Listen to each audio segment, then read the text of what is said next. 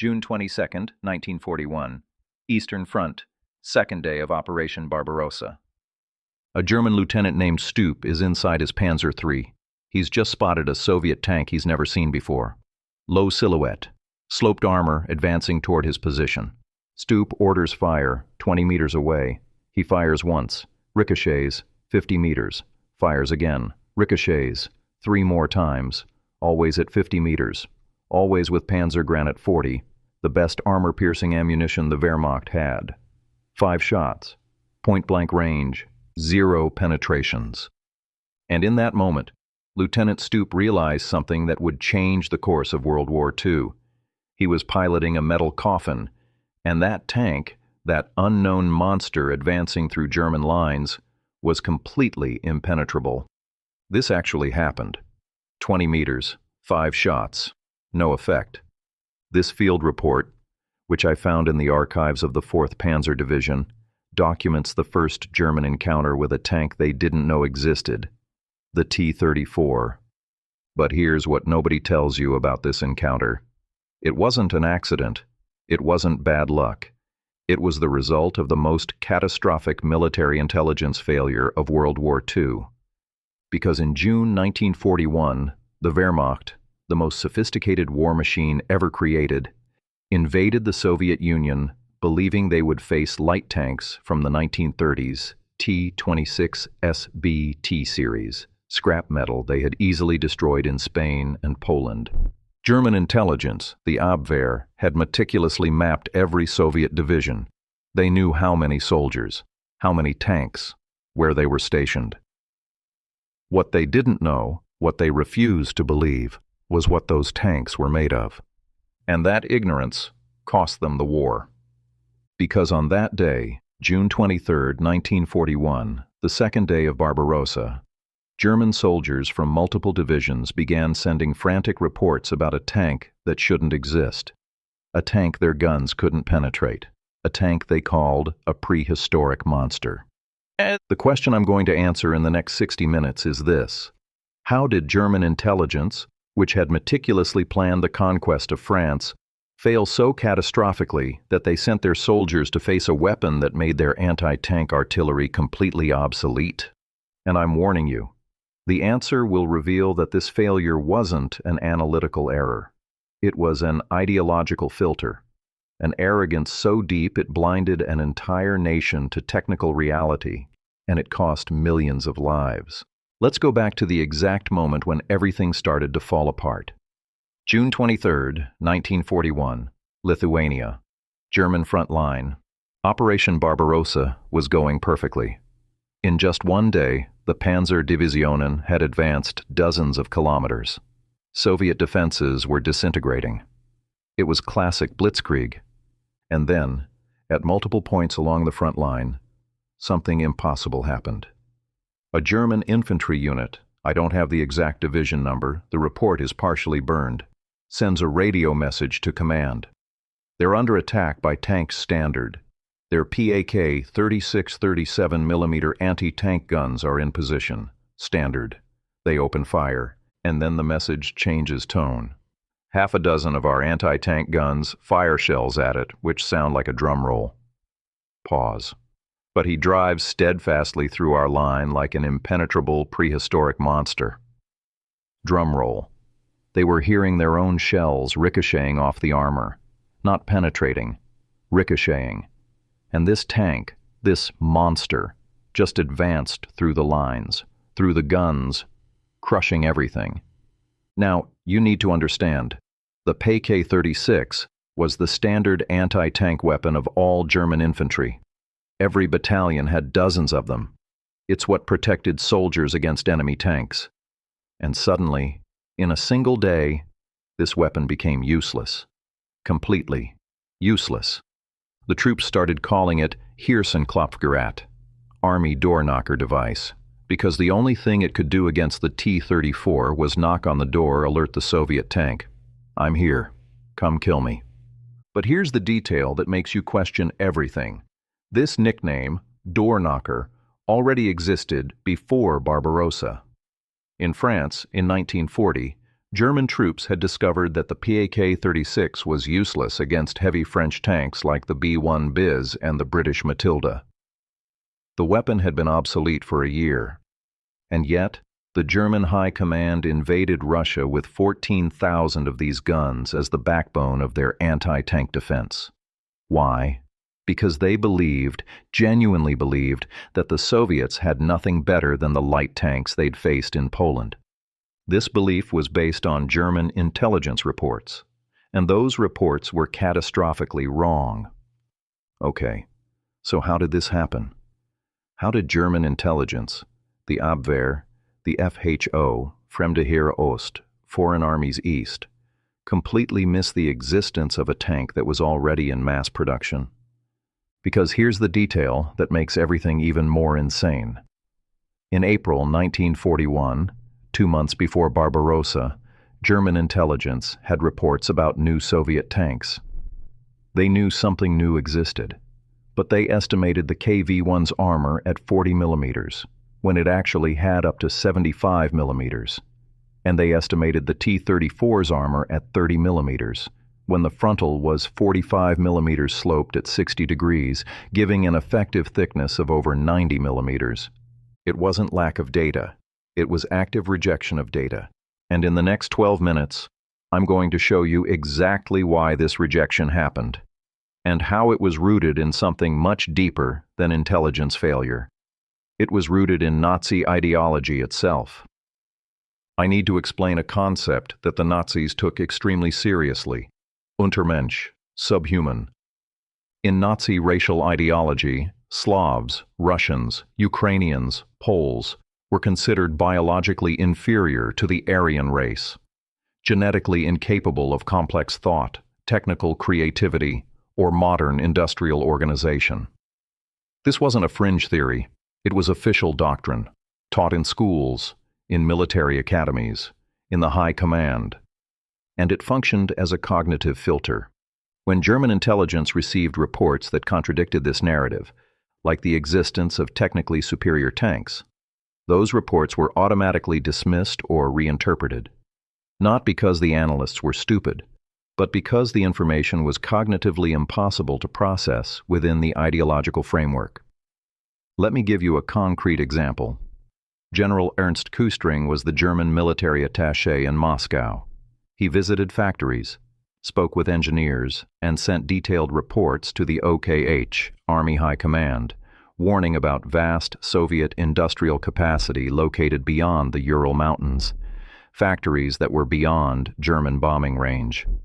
Those reports were filed away, ignored, because they contradicted the narrative that the Soviet Union was a giant with feet of clay about to collapse under German pressure. And this created a vicious cycle. German intelligence obsessively focused on quantity, number of divisions, number of tanks, but completely neglected quality. The manual distributed to troops before Barbarossa, the Taschenbuch Russisches Heer, was a detailed compendium of uniforms, rank insignia, organizational structure, but it didn't have a single deep technical analysis of new Soviet tanks. Because believing the Soviets had created something superior was ideologically unacceptable. But there's another side to this story. Because while German arrogance created voluntary blindness, the Soviets, consciously and unconsciously, were executing perfect deception. Maskirovka. It's the Soviet military doctrine of strategic deception, and it worked better than they themselves planned. First, deliberate secrecy. The T-34 and KV-1 weren't displayed in military parades, weren't used in large exercises where foreign attachés or aerial reconnaissance could observe them. Development was treated as maximum state secret. But second, and this is fascinating, there was accidental maskirovka. The early T-34s were mechanically temperamental. Terrible transmission, severe shortage of spare parts. Aware of this, many Soviet division commanders kept their new tanks literally under tarps and parked in sheds, not for operational security, but to preserve them for the real war, avoiding wear in training. This asset preservation functioned as perfect passive camouflage. German aerial reconnaissance, saw closed sheds, spies, saw T-26 and BTs in exercises. And there was precedent that reinforced the error. The Soviets had used prototypes of heavy tanks in the Winter War against Finland in 1939-41. Variant KV destroyed Finnish fortifications. But German intelligence dismissed these reports as experimental prototypes of limited production, not as the standard of an entire new generation of armor. Soviet Maskirovka was so effective because it allowed the Germans to confirm their own prejudices. By seeing only light tanks in exercises, they concluded nothing else existed, and they entered the Soviet Union prepared to fight an army of 1936, not 1941. And now I'm going to show you, with cold numbers, why German panic was justified. Because it wasn't psychological, it was mathematical. The T-34's frontal armor was 45 millimeters, but it was sloped at 60 degrees from vertical. The physics of sloped armor creates two problems for a shell. First, it increases effective thickness. A shell traveling horizontally has to penetrate about 90 millimeters of steel, double the actual thickness. Second, it drastically increases the chance of ricochet. The shell simply slides off the angled surface without penetrating. So, against this, what did the Germans have? The 37mm PaK-36 penetrated 29 millimeters at 500 meters, 90 millimeters effective, versus 29 millimeters penetration. Mathematically impossible. The Panzer III, with its 50mm KWK-38 gun, penetrated 41 millimeters at 500 meters. Still insufficient. Even the upgraded 50mm L-60 gun, which would be the urgent upgrade in 1942, only penetrated 59 millimeters, still insufficient. The only weapon the Germans had capable of reliably destroying a T-34 frontally was the 88mm Flak 36 anti-aircraft gun, which weighed 5 tons, required a tractor tow, took minutes to position, and was designed to shoot down aircraft, not tanks. The Germans were forced to improvise their anti-tank defense with anti-aircraft guns because their dedicated artillery was useless. And here's the field report that sums it all up. Lieutenant Steup, who I mentioned at the beginning, he's in his Panzer III, sees a T-34, fires 5 times with Panzergranate 40 ammunition, tungsten core shell, the best German ammunition available. Ranges, once at 20 meters, 4 times at 50 meters. Result, without any noticeable effect. Point blank. Range, with the best ammunition. 0 effect. And in that moment, every Panzer crew on the Eastern Front realized the same thing. If they encountered a T-34 frontally, they were dead. The only tactic that worked was to flank hit the sides and rear, where armor was only 40 to 45 millimeters. But that required maneuver, time, coordination, and while you maneuvered, the T-34's 76.2 millimeter gun destroyed you at 800 meters. This wasn't combat, it was execution. Okay, so far, you know that German intelligence failed through ideological arrogance, that the Soviets consciously and unconsciously hid the T-34, and that, mathematically, German weapons were useless against it. But the Germans were winning. Because in 1941, the T-34's technical superiority was being negated by Soviet tactical inferiority. Poorly trained crews, lack of radios, chaotic logistics. Many T-34s were simply abandoned due to fuel shortages or mechanical failures. German generals saw this and thought, "We're fine. It's just a numbers game. We'll win through attrition." And then Mtsensk happened. October 1941, and what happened there wasn't just a lost battle. It was the moment when Heinz Guderian, the father of Blitzkrieg, the man who had revolutionized armored warfare, had to send a report admitting something ideologically unthinkable, that the enemy had a superior tank, and that the Wehrmacht needed an immediate technical revolution, or the war in the East was lost. October 4th, 1941, Mtsensk. 270 kilometers southwest of Moscow. The 4th Panzer Division, an elite unit of Guderian's 2nd Panzer Group, is advancing in Operation Typhoon, the final assault on Moscow. Everything is going well. And then they encounter the Soviet 4th Tank Brigade. Commander, Colonel Mikhail Katukov. Katukov had 7 KV-1s, 22 T-34s, and 32 BT-7 light tanks. The 4th Panzer had over 100 tanks. German numerical superiority, tactical superiority, veteran crews. It should have been a massacre. It was, but not on the side the Germans expected. Katukov was brilliant. He knew he couldn't win in open combat. German tactical and communication superiority, all panzers had radios, would negate his technical advantages. So he did something different. He used the terrain. On the night between October 5th and 6th, he moved his T-30's foes into forests in front of Woyn, positioned them on both sides of the German advance road, waited for the panzers to enter the kill zone, and when the Germans were less than 800 meters away, he opened fire. The T-34s had measured distances beforehand, had predetermined angles. It was a shooting range. The 76.2 millimeter guns pierced the frontal armor of Panzer III's and IV's at 800 meters. The German 50 millimeter guns ricocheted off T-34 sloped armor at 800 meters. It was an execution. The 4th Panzer Division commander, General Major Willibald von Langermann, sent a desperate report. For the first time during the war in the East, the absolute superiority of the Russian 26 and 52-ton tanks over our P's KPF W3 and I-4 was felt. Read that sentence again. Absolute superiority. This wasn't a general admitting tactical defeat. It was a general admitting German equipment was obsolete. The 4th Panzer took 9 days to cover 60 kilometers, from Orel to Mtsensk. 9 days. 60 kilometers. During that time, according to Soviet data, they lost 133 tanks and nearly an entire infantry regiment. The advance on Moscow stopped, and Guderian, the man who had created Blitzkrieg doctrine, sent a demand to High Command. We need an immediate investigation into tank warfare on the Eastern Front, and added something radical. The fastest solution is to produce a direct copy of the T-34.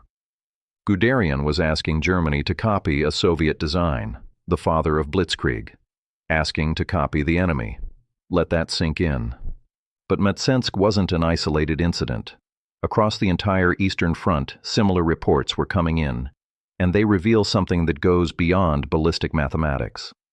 They reveal pure terror.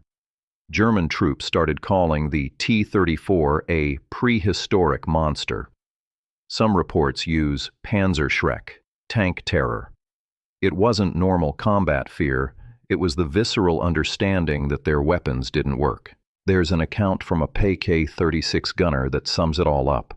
We fired, and fired, and fired, and the tank kept coming, and the sound, God, the sound of shells ricocheting like church bells, like we were playing music to announce our own death.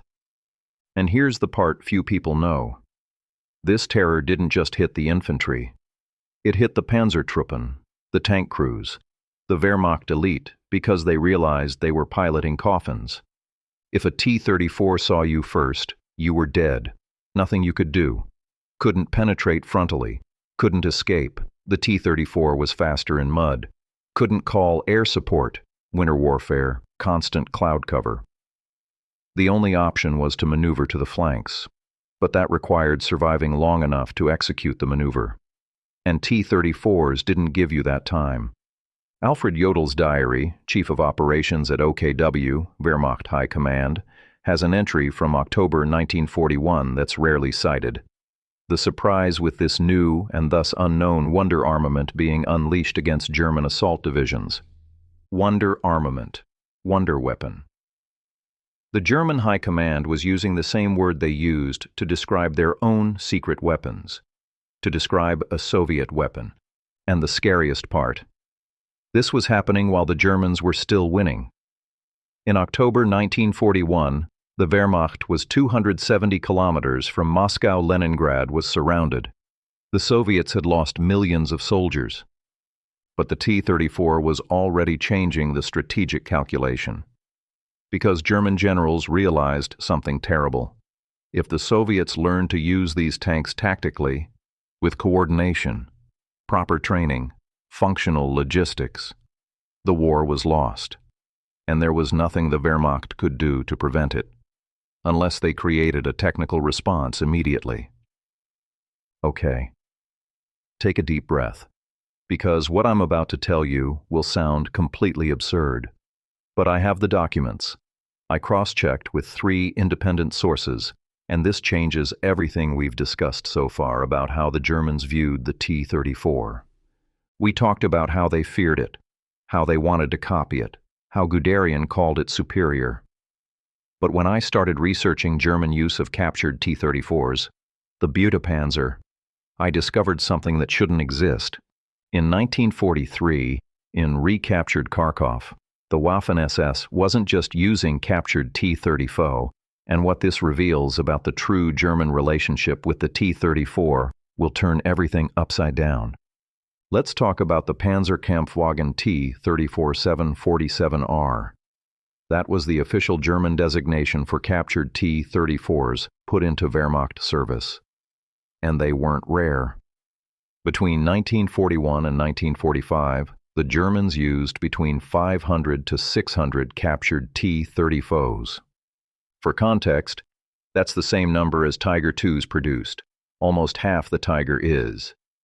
Captured T-34s were so valuable that the Wehrmacht created a system of official rewards for capturing them intact.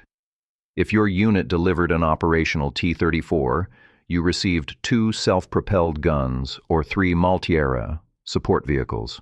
If you delivered just a functional engine, 6 bottles of alcohol, a complete transmission, 6 bottles, a complete gun, 1 to 3 bottles. Let me repeat that. The Wehrmacht was paying in alcohol for T-34 parts. That tells you everything about the value they placed on the design. But here's the contradiction. German generals called the T-34 the best tank in the world. Paul Ludwig Ewald von Kleist, the best tank in the world. Heinz Guderian, vast superiority. But when you read the field reports from crews who piloted these captured T-34s, they hated them. A report from Panzerjägerabteilung 128 describes the T-34 as useless for offensive actions. Why? Poor visibility, poor tank-to-tank communication, criminal ergonomics. Finnish reports, which also used hundreds of captured T-34s, are even more brutal. Transmission impossible to operate, requires superhuman strength to shift from second to third gear. There are photos of Soviet T-34s with entire spare transmissions strapped to the engine deck, as if it were standard supply because the transmission broke so frequently. And German drivers, used to smooth Maybach transmissions, broke the gearbox in days. So what's the truth? Was the T-34 the best tank in the world, or was it a terrible machine to pilot? The answer is both. And understanding this contradiction is key to understanding why Germany lost the armored war.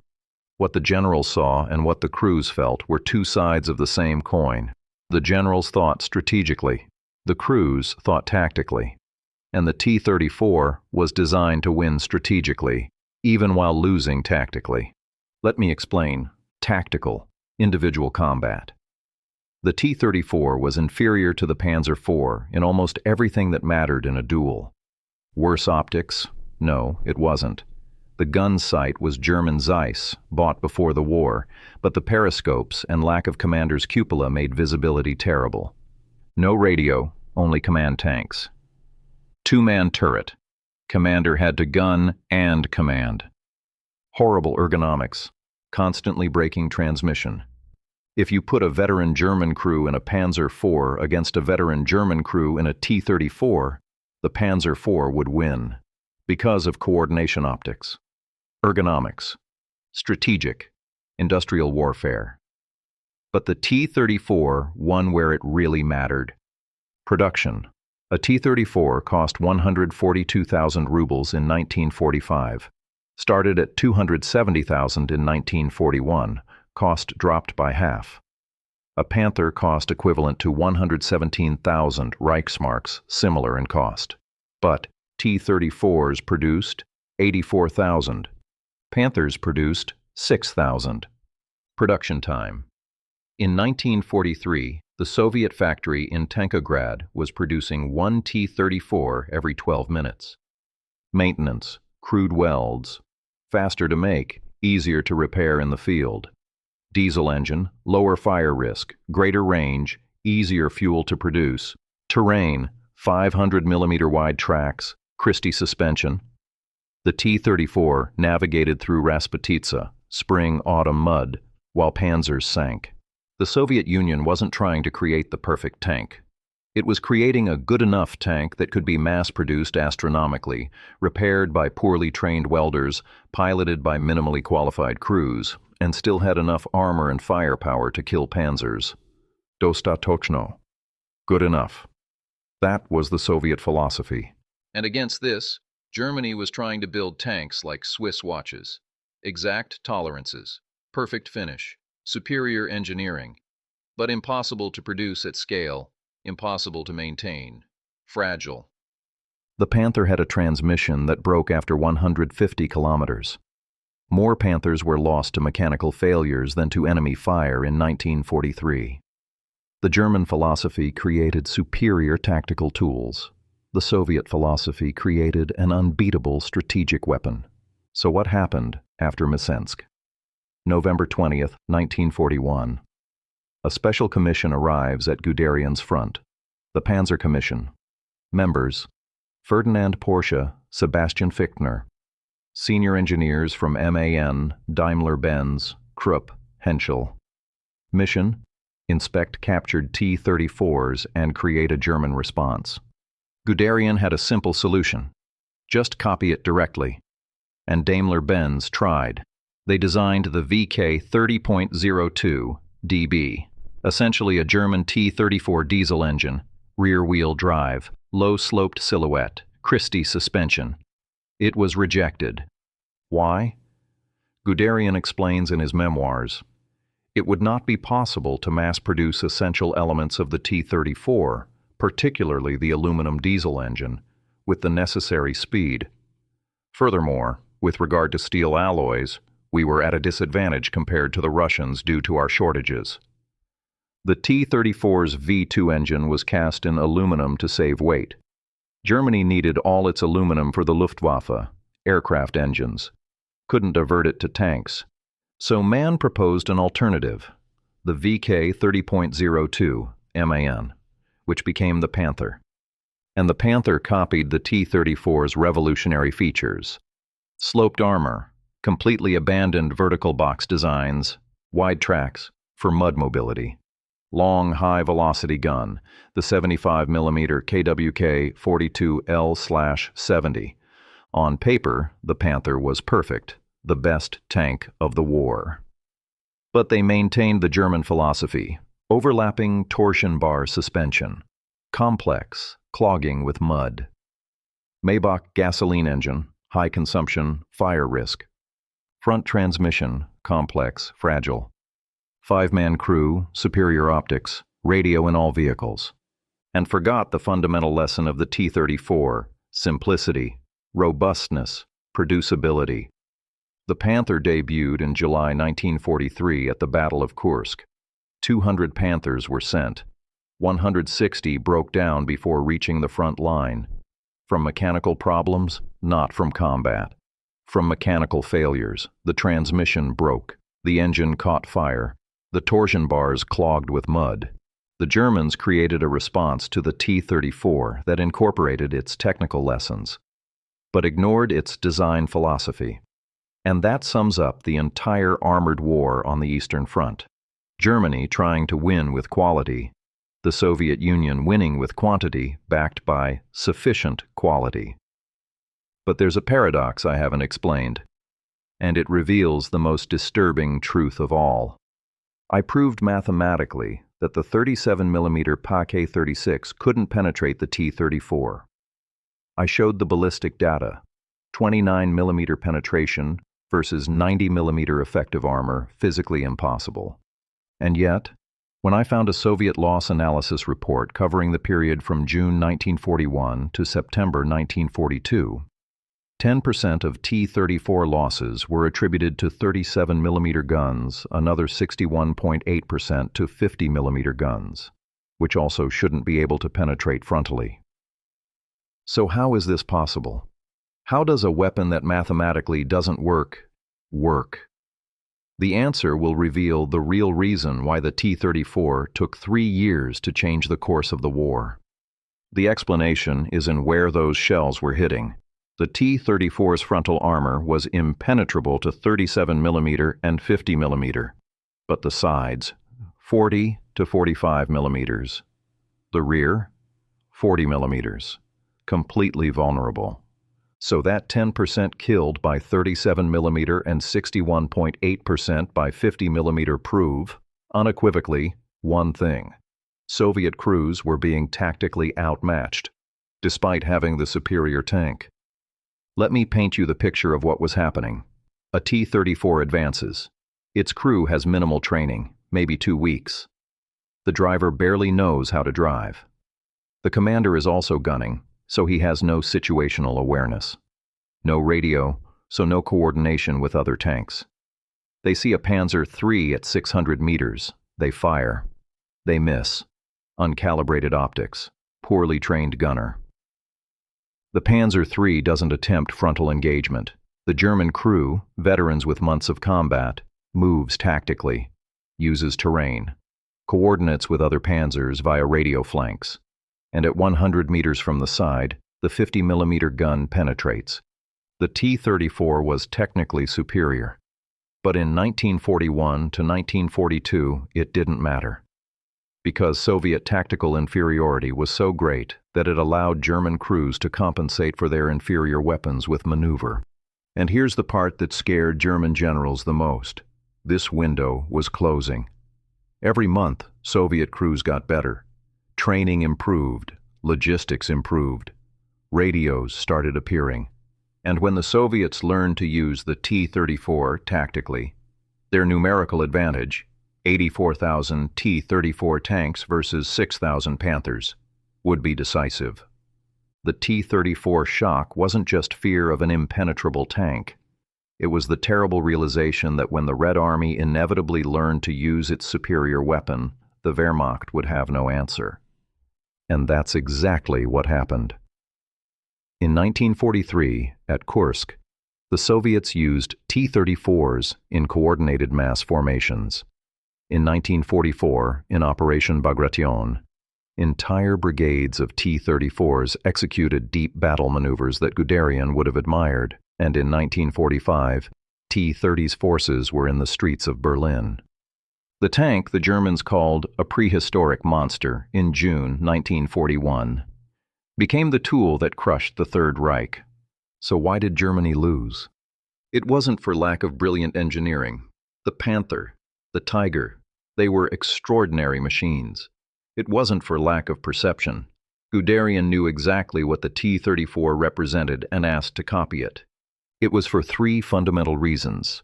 First, ideology as cognitive filter. The belief in Untermensch delayed recognition of the threat by critical months. When they finally realized, it was too late to change the course of industrial production. Second, engineering philosophy incompatible with war of attrition. Germany had a quality over quantity philosophy that worked in short wars, France, Poland. But on the Eastern Front, where the war would become a 3-year attrition grinder, this philosophy was suicidal. You can't win a war of attrition when you produce 6,000 tanks against 84,000, no matter how superior your 6,000 are. Third, physical resources. The rejection of copying the T-34 wasn't pride. It was material impossibility. No aluminum for diesel engines. Luftwaffe consumed everything. Not enough steel alloy. Soviets had better chromium-nickel alloys. No dispersed industrial capacity. German factories were concentrated and vulnerable to bombing. And here's the final irony. Hitler later said, "If I had known the strength of Russian tanks in 1941, I would not have attacked." But he knew, or rather, his intelligence analysts knew. They had reports in April 1941 about new tanks. But they chose not to believe, because believing would require admitting the racial ideology was wrong. And in the end, that failure to recognize reality cost Germany the war, not immediately, but inevitably. The T-34 shock in June 1941 was the first tremor. The fall of Berlin in May 1945 was the earthquake. And all because they underestimated a tank they called crude, primitive, typical of Russians. A tank that, in von Kleist's words, was simply the best in the world. Remember how I started? With Lieutenant Steup. 5 shots, 20 meters, 0 penetrations. Now you understand what really happened in that moment. It wasn't just a ballistic failure. It was the collapse of a fundamental assumption. Steup had been trained to believe that German technology was superior, that the enemy was inferior, that victory was inevitable. And in 20 seconds of combat, all those certainties shattered. Literally. Against the sloped armor of a tank that shouldn't exist. But here's the final detail I saved. Steup survived that encounter. You know how? An 88mm anti-aircraft gun, hastily repositioned, destroyed the T-34 at 1,200 meters. And Steup wrote in his report, and this is a direct quote, "If it were not for the Flak 88, we would all be dead. Our tanks are good for nothing against them." Our tanks are good for nothing. Written by a Panzer lieutenant. On the second day of Barbarossa. And the war would still last 4 years. Every time I see a documentary glorifying panthers and tigers, I remember that report. The terror on the front lines. Guderian asking to copy the enemy the SS factory producing T-34s in Kharkov. And how arrogance, ideological, technical, strategic, can blind an entire nation to reality until it's too late. The T-34 wasn't perfect. It had crude welds, horrible transmission, terrible ergonomics. But it was exactly what it needed to be. And in the end, that was enough. Dostatochno.